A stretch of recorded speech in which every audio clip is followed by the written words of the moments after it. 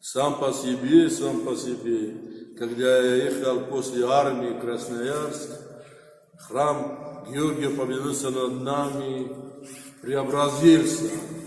Стал 2 раза шире, выше, и гора поднялся близко ко мне, оттуда голос.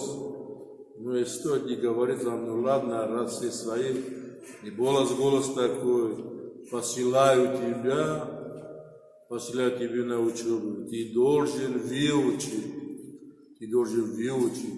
приехать и окормлять.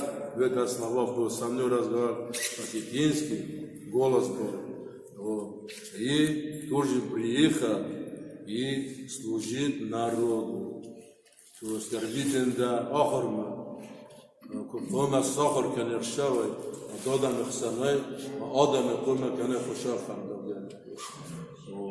И видите, потом видел, как я служу, меня выбежал черный, первый раз видел с апостолов Петра. Вот там крест ставлю, царские врата открыты.